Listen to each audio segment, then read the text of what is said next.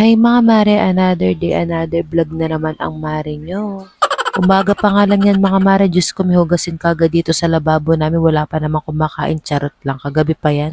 So ayun nga mga mare, bago nga pumasok ang mare nyo sa work niya, nagsaing muna ako at nagluto ko ng breakfast tapos pang baon, ganun. Sa araw-araw nga mga mare, ganito lagi ang ganap natin dito sa bahay. Yung tipong araw-araw mga mare, maaga ka talaga gigising, magluluto ka, magasaing ka. Pag naging nanay ka na talaga, ganito na lang talaga yung gagawin mo sa araw-araw. Diyos ko, kung may sahod lang talaga yung pagiging nanay, yung pag-aasikaso sa bahay, paglilinis, paglalaba, mayaman na siguro tayo, ganun. Obligado rin talaga ako gumising na maaga mga mare kasi ngayong anak ko maaga yung pasok niya sa school. Niready ko na nga din dyan yung baon ni Kurt. Nagready lang ako dito ng kanin, 2 burger patty, tapos isang itlog. Mas okay nga sa akin mga mare na ganito na lang yung binabaon niya sa school kesa pera, ganun. Lumabas na nga kami ng bahay mga mare at ihahatid na nga ng asawa ko yung anak ko sa school. Buti nga mga mare is nahahatid na nga ng asawa ko yung anak ko sa school niya kasi dati hindi niya nahahatid yan. Ako pa yung naghahatid, nakakapagod kaya. Hey Kurt!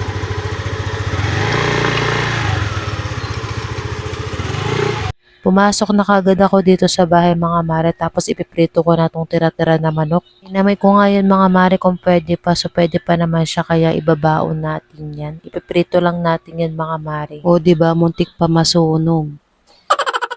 Pinakuluan ko na nga rin tong hotdog natin mga mare. Mas masarap kasi yan pag pinapakuluan mo na tapos ipiprito ganun. Tapos nagluto rin pala ako nitong ramen tapos nilagay ko lang yan ng 2 itlog. Sobrang sarap kasi yan mga mare.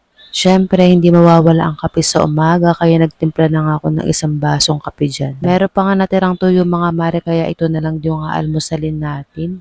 Kumain na nga muna kami dyan ng asawa ko bago kami maghiwalay ng landas. Charot lang. Tuwing umaga kasi mga mare bago kami pumasok ng trabaho namin mga mare talaga nag-aalmusal muna kaming dalawa. Pagtapos ko nga mag-almusal mga mare niready ko na nga rin tong babaunin niya. Kadalasan nga na pinapabaon ko sa kanya is yung mga pang-almusal lang kasi ito lang naman kasi mabilis lutuin tuwing umaga. Tapos niready ko na rin dyan yung babaunin ko mga mare. Naglagay na nga ako ng kanin dito. Nilagay ko na yung ininit ko kanina na manok. Tapos itong burger patty. Ito nga pala yung ginagamit ko na lunchbox mga mare. Diba ang cute niya? Alam niyo ba mga mare, ang ganda nito kasi microwavable na rin to. Pwede mo yan i-microwave.